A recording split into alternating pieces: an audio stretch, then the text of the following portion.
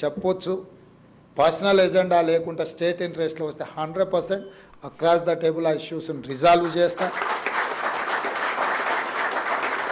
పర్సనల్గా కూడా ఏదైనా ఉంటే అది చట్టపరిధికి లోబడి ఉంటే పర్సనల్గా కూడా ఎవరికైనా పలకడానికి నాకు ఎలాంటి అభ్యంతరం లేదు.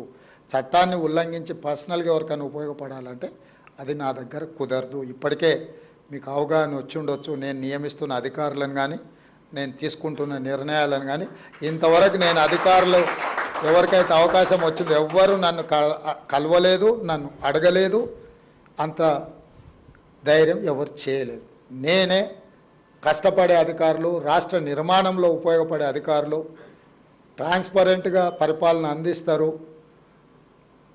డీవియేట్ వయలేట్ చేయకుండా చట్టాన్ని అమలు చేస్తారు అనుకున్న వాళ్ళందరికీ నాకున్న అవగాహన మేరకు, అంటే అందరికి అవకాశం వచ్చిందంటే రాకపోవచ్చు. ఒక పోస్ట్ ఉంటే 10 మంది ఈక్వల్లీ క్వాలిఫికేషన్ ఉన్న వాళ్ళు ఉంటే ఎవరికో ఒకరికే ఇవ్వగలుగుతాను నేను. కాబట్టి భవిష్యత్తులో కూడా అవకాశాలు ఉంటాయి. క్రడాయి కూడా నేను చెప్పేది ఒకటి, ఈ నగరం మనది. ప్రపంచంలో ఏ నగరానికైనా గుర్తింపు ఏంటంటే బిల్డర్స్ కట్టిన ల్యాండ్ మార్క్సే. నీకు న్యూయార్క్లో పోతే స్టాచ్యూ ఆఫ్ లిబర్టీ అంటారు, హైదరాబాద్కి పోతే చార్మినార్ అంటారు, ఢిల్లీకి పోతే ఇండియా గేట్. ఇవన్నీ ఎవరో ఒక బిల్డర్స్ కట్టినట్టువే కదా.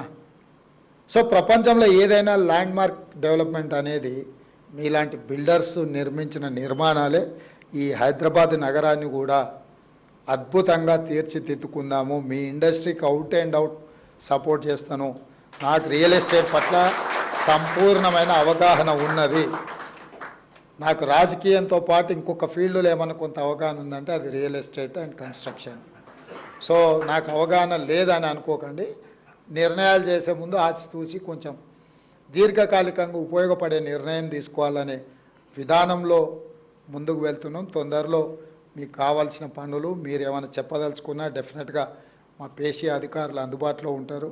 నేను అప్పుడు అమాసకో పుణ్యానికో కనిపించటోని కాదు, ప్రతిరోజు కనిపిస్తా, ప్రతిరోజు కలుస్తా. కాబట్టి మీ అందరికీ మా అధికారులకు కూడా ముఖ్యంగా నాగిరెడ్డిని నేను అభినందిస్తున్నా. కనీసం ఇనిషియేట్ చేసి మిమ్మల్ని అందరినీ కోఆర్డినేట్ చేసి వాళ్ళకంటూ గుర్తింపు ఉండే ఒక భవనాన్ని నిర్మించుకున్నాను. అట్లీస్ట్ ఫైర్ డిపార్ట్మెంట్ ఏడుందంటే ఇప్పుడు ఒక అడ్రస్ దొరికింది. సో ఎవరికైనా ఒక అంటే ఏమంటారు, ఒక అడ్రస్ ఉండాలి. అత్తపత్త క్యాయ్ అంటారు కదా, అట్లా భవిష్యత్తులో కూడా ఆ డిపార్ట్మెంట్కి నా సూచన ఏదైనా ఇంకా ఏమైనా మీరు చేయగలిగిందంటే మీరు చేయండి. నాకు తెలిసి ఆ డిపార్ట్మెంట్ శాంక్షన్ పోస్ట్ 3000 అనుకుంటా. మొన్న 491 భర్తీ చేసిన అయినా 2000కే చేరినట్టుండ్రు. ఇంకా 1000 ఖాళీలను కూడా తొందరలోనే మా ప్రభుత్వం నియమిస్తుంది.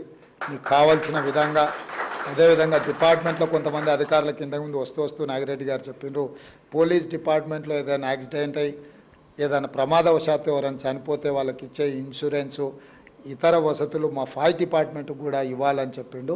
అదేం పెద్ద కోరిక కాదు, అది మా బాధ్యత.